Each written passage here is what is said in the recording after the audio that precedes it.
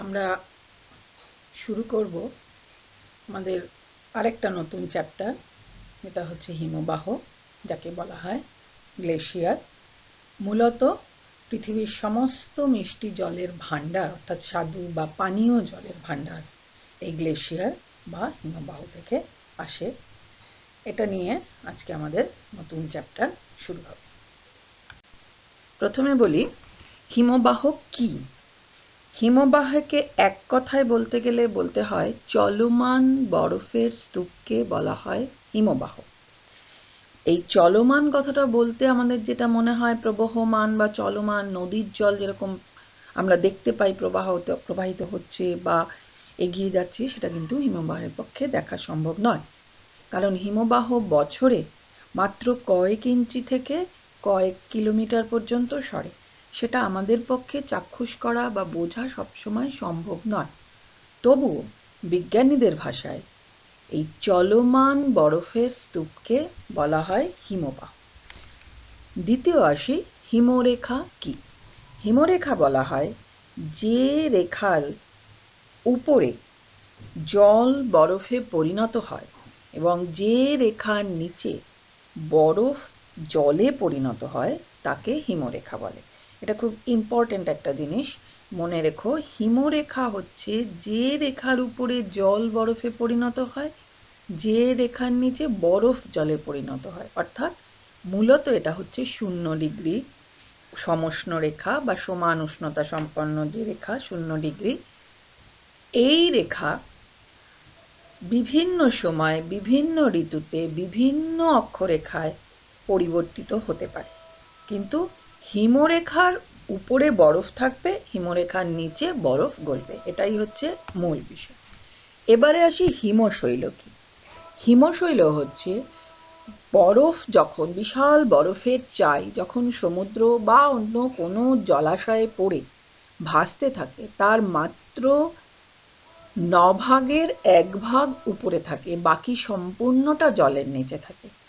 এই যে ভাসমান বরফের স্তূপ, এটাকেই বলা হয় হিমশৈল। সর্বশেষে আসি বাকশুন্ড ও ক্রেভাসেস। এই বাকশুন্ড হচ্ছে যখন পার্বত্য অঞ্চল থেকে হিমবাহ নিচের দিকে নেমে আসে, সেই সময় দেখা যায় এই দ্রুত গতিতে নামার জন্য অনেক সময় হিমবাহ আর পাহাড় বা পর্বতগাত্রের মধ্যে একটা ফাঁক তৈরি হয়। আর এই ফাঁকগুলো কি হয়, ছোট ছোট টুকরো টুকরো বরফ দিয়ে ঢেকে যায়। অর্থাৎ সাধারণভাবে এটা চোখে পড়ে না। এই যে পর্বত এবং হিমবাহের মধ্যে যে ফাঁক, এই ফাঁকটাকে বলা হয় বাকশুন্ড। এবং অনেকগুলো ফাঁক যদি থাকে তখন তাকে বলা হয় ক্রেভাসেস। এই বাকশুন্ড বা ক্রেভাসেস হিমবাহর দ্বারা তৈরি হওয়া কোনো ভূমিরূপ নয়, কিন্তু এটার গুরুত্ব অসীম যারা পর্বত আরোহণে যায় বা মাউন্টেনিয়ারিং এর যারা করে। কারণ এই জায়গাগুলো বললামই তো কি করছে, পর্বতের গা আর হিমবাহের মাঝখানে ফাঁক থেকে যাচ্ছে। তোমরা যেটা দেখো খাদে পড়ে যাওয়া বা এই যে খাদ তৈরি হওয়া, এটা কিন্তু এই মাঝখানে এই যে বাকশুন্ড বা ক্রেভাসেসই হচ্ছে খাদ তৈরি করে। এবং এটা বোঝা যায় না, কারণ এটার মধ্যে কি হয়, উপরে ছোট ছোট হালকা বরফের একটা আস্তরণ থাকে। এটা পর্বত আরোহীদের কাছে ভীষণ একটা গুরুত্বপূর্ণ ভূমিরূপ, বা এই বাকশুন্ড বা ক্রেভাসেস তাদের কাছে বলতে পারো একটা ভয়ঙ্কর কিছু। এবারে আসি হিমবাহ ক্ষয়ের ফলে কি কি ধরনের ভূমিরূপ সৃষ্টি হয়।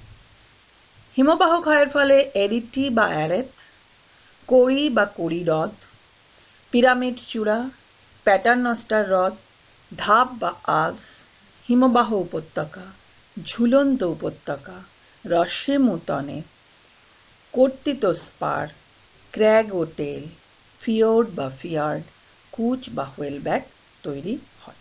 আর একবার বলে দিচ্ছি কি কি ধরনের ভূমিরূপ আমরা দেখতে পাই।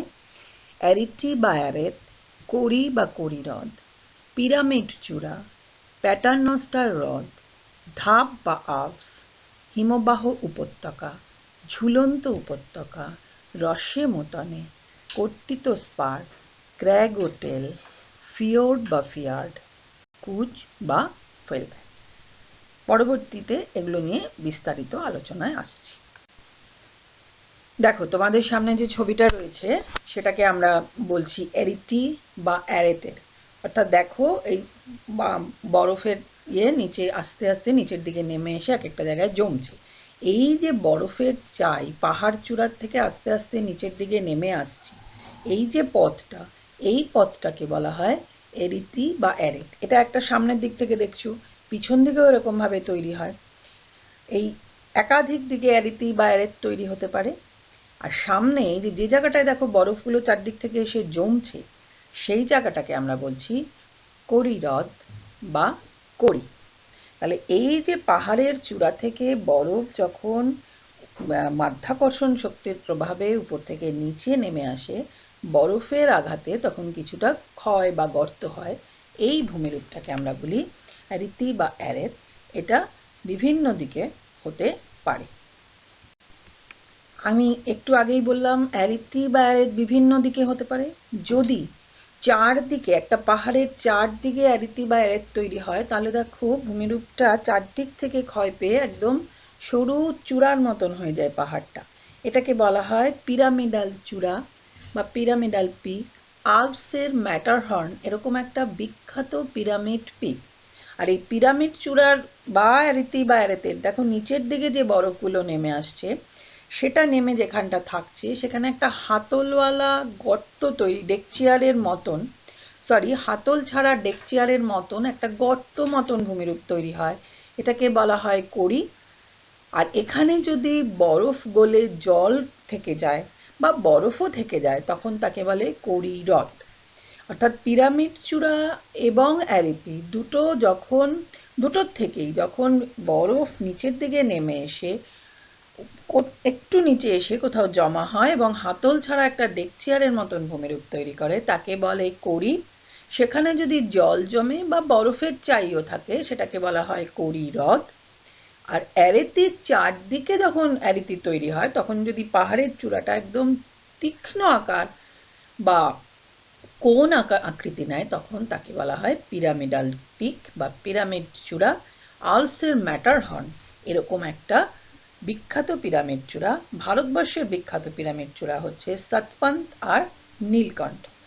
আর করি হ্রদ স্কটল্যান্ডের, ইংল্যান্ডের স্কটল্যান্ডে প্রচুর দেখতে পাওয়া যায়, জন্য এবং ফ্রান্সেও দেখতে পাওয়া যায়।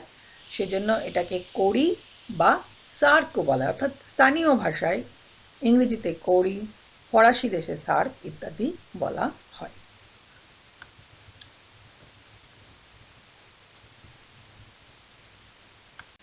দেখো এটাও একটা পিরামিডাল পিক এবং তার সাথে দেখো নিচের দিকে বরফগুলো এসে জমছে, করি হ্রদ, অ্যারিটি এগুলো তৈরি হচ্ছে।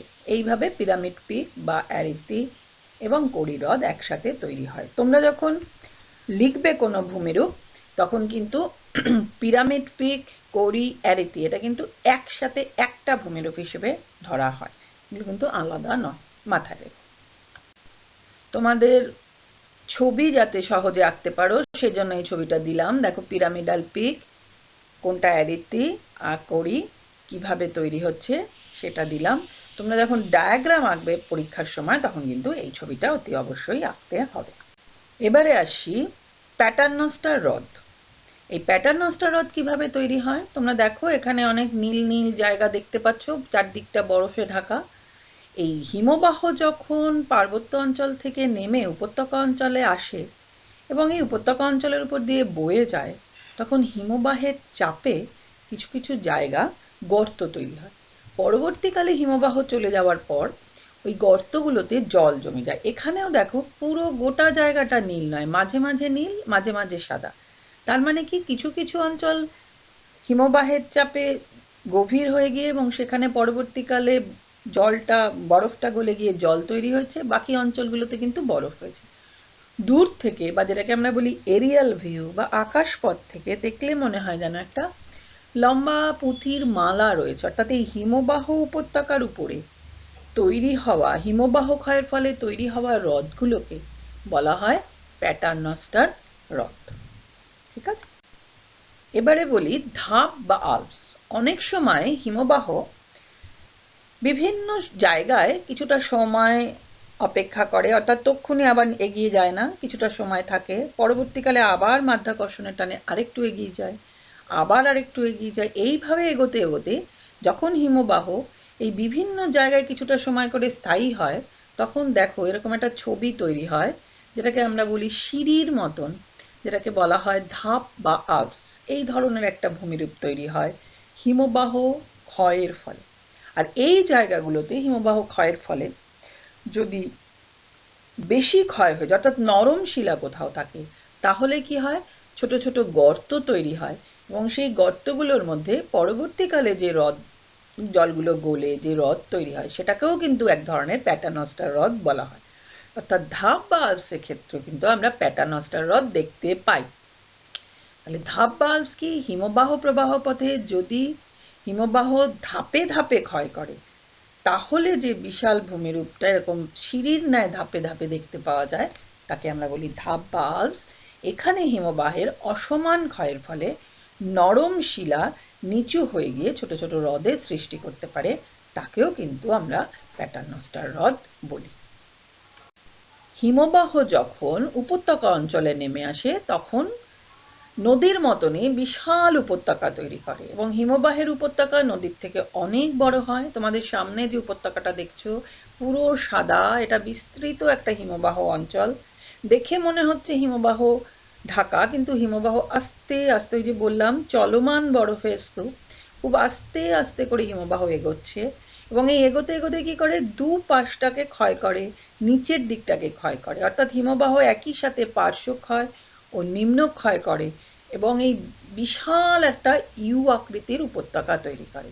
দেখলে যেন মনে হয় হিমবাহ যখন সামনের দিকে এগিয়ে যায়, সব কিছুকে নিয়ে এগিয়ে যায়, যেন অনেকটা বুলডোজার যেরকম সবকিছু ভেঙে দেয়, সেরকম হিমবাহ উপত্যকায় দেখো চারপাশটা প্রায় সমান হয়ে গেছে। হিমবাহ চলে যাওয়ার পরে বোঝা যায় এই অঞ্চলটা কতটা অসমানভাবে হিমবাহ ক্ষয় করে গেছে। এই বিস্তৃত ইউ আকৃতির উপত্যকাকেই বলা হয় হিমবাহ উপত্যকা। এবং আমি তোমাদের কি বললাম, এই উপত্যকাতেই কিন্তু পরবর্তীকালে দেখা যায় প্যাটার্নস্টার হ্রদ। এবারে আসি ঝুলন্ত উপত্যকা বা হ্যাঙ্গিং ভ্যালি। তোমাদের ডান দিকে যে ছবিটা দেখো, ওখানে অনেক সাদা সাদা বরফের চাই দেখতে পাচ্ছ, এবং মাঝখান দিয়ে দেখো নদী প্রবাহিত হচ্ছে। এই যে বরফগুলো, এগুলো যখন হিমবাহের সাথে এসে মিশছে, এই নদীর সাথে এসে মিশছে, তখন এখানে কি করছে, জলপ্রপাত সৃষ্টি করছে। আসলে এগুলো কি, এই বিস্তৃত অঞ্চলটা একটা হিমবাহ উপত্যকা ছিল, যেখানে প্রধান হিমবাহ, নিচে মূল যে নদীটা দেখছো সেটা ছিল প্রধান হিমবাহ, তার সাথে অনেক ছোট ছোট হিমবাহ এসে মিলিত হচ্ছিল। পরবর্তীকালে যখন হিমবাহ এই জায়গার থেকে সরে যায়, নদী তৈরি হয়, তখন এগুলো জলপ্রপাতের আকৃতি নেয়। তোমাদের বাঁ দিকে যে ছবিটা দেখো, মেন একটা উপত্যকা, তার দুপাশ দিয়ে দেখো ডান এবং বাঁ দিক দিয়ে ছোট ছোট গর্ত বা ক্ষয়, এগুলো হচ্ছে বিভিন্ন ছোট ছোট হিমবাহ এসে মিলছে প্রধান হিমবাহের সাথে। অর্থাৎ প্রধান হিমবাহের সাথে ছোট ছোট হিমবাহগুলো যখন এসে মেশে, দূর থেকে দেখতে লাগে যেন এগুলো প্রধান হিমবাহের সাথে ঝুলন্ত অবস্থায় রয়েছে, সেজন্য এটাকে বলা হয় হ্যাঙ্গিং ভ্যালি বা ঝুলন্ত উপত্যকা। পরবর্তীকালে যখন বরফগুলো গলে যায়, নদী বা জল এখান দিয়ে প্রবাহিত হয়, তখন এই ঝুলন্ত উপত্যকার গুলোকে দেখতে লাগে কি অনেকটা জলপ্রপাতের মতো। ঠিক আছে, এবারে আসি রসে মুতনে বা রসে মতানে। এটা একটা ফরাসি উচ্চারণ, যেভাবেই বলো। হিমবাহ প্রবাহ পথে যদি কোনো পাথর থাকে, অর্থাৎ কঠিন শিলা অবস্থান করে, দেখো ডাইরেকশন অফ দ্য আইস বলে যেটা লেখা আছে, সেই পথে যদি হিমবাহ যায়, তখন হিমবাহ প্রবাহ পথটা হিমবাহের তলদেশের সাথে ধাক্কায় ঘর্ষণ ক্ষয়ের ফলে মসৃণ হয়ে যায়। কিন্তু বিপরীত দিকে যখন আসে, তখন ওই তোমরা লিন তাপের ব্যাপারটা জানো বিজ্ঞানের, যে চাপ যেই কমে যায়, বরফ সঙ্গে সঙ্গে যখন চাপ বেশি হয়, চাপের প্রভাবে বরফটা ঘষা খেয়ে জলে পরিণত হয়, এবং ঘষার ফলে ঘর্ষণ ক্ষয়ের ফলে ডাইরেকশন অফ দ্য আইস যে দিকটা আছে, অর্থাৎ হিমবাহ প্রবাহ পথটা হয়ে যায় সমান, হিমবাহ ঘর্ষণের জন্য বা ঘর্ষণ ক্ষয়ের ফলে। বিপরীত দিকে কি হয়, যেই নিচের দিকে নামতে থাকে, তখন ওই গলে যাওয়া জলগুলো দ্রুত বরফে পরিণত হয়, এবং ভিতরের পাথরগুলো, মাঝে মাঝে পাথরগুলোকে নিয়ে উৎপাটন প্রক্রিয়ায় সামনের দিকে এগিয়ে যায়। প্রবাহের বিপরীত দিকটা হয় অসমান, এটাকে বলা হয় রসে মোতানে। পরবর্তীকালে হিমবাহ সঞ্চয়ের ফলে একটা ভূমিরূপ দেখবে যেটাকে বলে ড্রামলিন, ঠিক এই রসে মোতানের উল্টো ভূমিরূপ। অর্থাৎ রসে মোতানে হচ্ছে হিমবাহ প্রবাহে কোনো কঠিন শিলা অবস্থান করলে হিমবাহ প্রবাহের প্রধান দিকটি, যেটা মেন যে হিমবাহ প্রবাহের দিকটা, সেখানে ঘর্ষণ ক্ষয়ের ফলে মসৃণ, আর বিপরীত দিকটা উৎপাটন ক্রিয়ার ফলে অমসৃণ একটা ভূমিরূপ তৈরি হয়, তাকে বলা হয় রসে মোতান। এবারে বলি কর্তিত স্পার বা ট্রান্সকেটেড স্পার। দেখো একটা অঞ্চল তোমাদের ছবিতে যেটা দেখানো হচ্ছে, চতুর্দিকটা কিরকম একটা অসমান ভূমিরূপ এবং শুধু একটা মানে কাটা কাটা ভূমিরূপ। অর্থাৎ এই অঞ্চলের মধ্যে দিয়ে হিমবাহ প্রবাহিত হয়ে গেছে। হয়ে যাওয়ার ফলে আমি তোমাদের উপত্যকার যখন পড়িয়েছি তখন একটা উদাহরণ দিলাম যে যেন বুলডোজার দিয়ে সব কেটে ভেঙে গেছে। এখানেও তাই, দেখো হিমবাহ যখন গেছে ঠিক যেন সবকিছুকে নিজের মতন করে কেটে নিয়ে প্রবাহিত হয়েছে।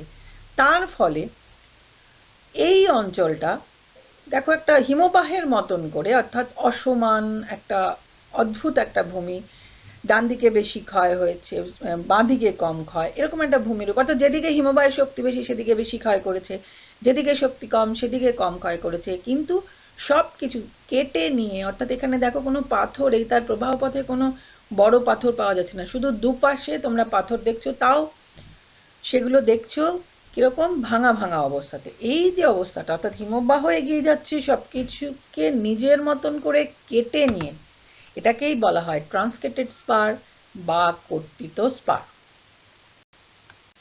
হিমবাহ প্রবাহ পথে যদি কঠিন এবং কোমল শিলা দুটোই পাশাপাশি থাকে তাহলে দেখা যায় অনেক সময় কঠিন শিলা কোমল শিলাকে ক্ষয়ের হাত থেকে রক্ষা করছে।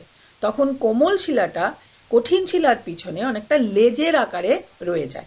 এখানে এই যে এ লেখা, এটা হচ্ছে কঠিন শিলা, বি লেখা সেটা হচ্ছে কোমল শিলা, আর সি হচ্ছে হিমবাহ প্রবাহ পথ। অর্থাৎ হিমবাহের প্রবাহ পথে এ বি কঠিন শিলা কোমল শিলা আছে, কিন্তু কি করছে, কঠিন শিলার জন্য কোমল শিলাটা কম ক্ষয় হচ্ছে। এই এ কঠিন শিলাটাকে আমরা বলছি ক্র্যাগ, আর পিছনে লেজের মতন কোমল শিলাটাকে বলছি টেল। তোমাদের পরীক্ষার সময় এই ফিগারটা কিন্তু তোমাদের আঁকতে হবে ক্র্যাগ ও টেলের জন্য। এবারে আসি ফিওর্ড ও ফিয়ার্ড। ফিওর্ড ও ফিয়ার্ড দুটোই মূলত হিমবাহ সৃষ্টি করা হিমদ্রোণী বা ছোট ছোট উপত্যকা বলতে পারো। তবে এগুলো কি হয়, এগুলো সমুদ্রের নিমজ্জিত, অর্থাৎ এটা সাধারণত নরওয়ে, সুইডেন, ফিনল্যান্ড অর্থাৎ স্ক্যান্ডিনেভিয়ার প্রচণ্ড ঠান্ডার দেশগুলোতে দেখা যায়। যখন এবং মূলত যেখানে পাহাড় সমুদ্র একদম পাশাপাশি রয়েছে সেই সমস্ত অঞ্চলে কি হয়, পাহাড়ি অঞ্চল থেকে হিমবাহ নিচের দিকে নেমে যখন সমুদ্রে এসে পড়ছে, তার মাঝখানে যে ছোট্ট একটা অঞ্চলে কিছুটা সময় থাকার জন্য ওই অঞ্চলটা সমুদ্রের সমতল থেকেও বেশি ক্ষয় করে দিচ্ছে। পরে যখন সমুদ্রে পড়ে যাচ্ছে এই বরফগুলো, তখন সেটা হিমশৈল হয়ে যাচ্ছে। কিন্তু ওই যে উপত্যকা অঞ্চলগুলোতে সমুদ্র সমতল থেকেও গভীরে ক্ষয় করলো, এবার সমুদ্রের জল এসে ওখানে ঢুকে যাচ্ছে এবং আর পরে বেরোতে পারছে না। এই সমুদ্র পৃষ্ঠতল থেকে বেশি নিচু এই ভূমিরূপগুলোকে বলা হয় ফিওর্ড। আর এই ফিয়ার্ড যখন ছোট ছোট আকৃতির হয় তখন তাকে বলে ফিয়ার্ড। অর্থাৎ ফিওর্ড ও ফিয়ার্ড দুটোই কিন্তু এক ধরনের হিমদ্রোণী বা সমুদ্র সৃষ্ট ছোট ছোট গর্ত বা উপত্যকা, এবং এইগুলো মূলত নরওয়ে, ফিনল্যান্ড, সুইডেনের মতন ঠান্ডার দেশে বেশি দেখতে পাওয়া যায়। নরওয়েকে ফিওর্ডের দেশ বলা হয়, আর সুইডেন হলো ফিয়ার্ডের দেশ। অর্থাৎ ফিওর্ড আর ফিয়ার্ডের মধ্যে পার্থক্য হচ্ছে, ফিওর্ড হচ্ছে সমুদ্রের জলে পূর্ণ উপত্যকা হচ্ছে ফিয়ার্ড, আর সেটাই যদি আকৃতিতে একটু ছোট হয় এটা হচ্ছে ফিয়ার্ড। এবারে আসি তিমিপৃষ্ঠ বা হোয়েল ব্যাক। দেখো রসে মতানে, একটা ছবিতে রসে মতানেও লেখা আছে, ক্র্যাগ টেল আছে, হোয়েল ব্যাকও আছে। অর্থাৎ যদি রসে মতানে বা ক্র্যাগটেলের পাথরগুলো, কঠিন শিলাটা অনেক বড় হয়, তখন যে ভূমিরূপটা তৈরি হয় তখন তাকে বলা হয় হোয়েল ব্যাক বা তিমিপৃষ্ঠ। আর সেটাই যদি অসমানভাবে ক্ষয় হয় সেটাকে বলে পড অফ হুয়েলব্যাক। অর্থাৎ এই পড অফ হুয়েলব্যাকটা দেখো বিভিন্ন রকমভাবে ক্ষয় হচ্ছে, কিন্তু আবার আরেকটা হুয়েলব্যাক দেখো লেখা আছে যেটা সমানভাবে ক্ষয় হচ্ছে। এই হুয়েলব্যাক হচ্ছে রসেমতনে বা ক্র্যাকটেলের ক্ষেত্রে যদি পাথরগুলো কঠিন শিলাটা অনেক বড় হয় তখন তাকে দেখতে অনেকটা তিমি পৃষ্ঠের মতন লাগে, তখন তাকে বলা হয় হুয়েলব্যাক। তাহলে আজকে তোমাদের হিমবাহ ক্ষয়ের ফলে সৃষ্ট ভূমিরূপ বিভিন্ন রকমের, সেগুলো আলোচনা শেষ হলো। পরবর্তী পর্যায়ে হিমবাহর সঞ্চয়ের ফলে বিভিন্ন ভূমিরূপগুলো নিয়ে আলোচনা করা হবে।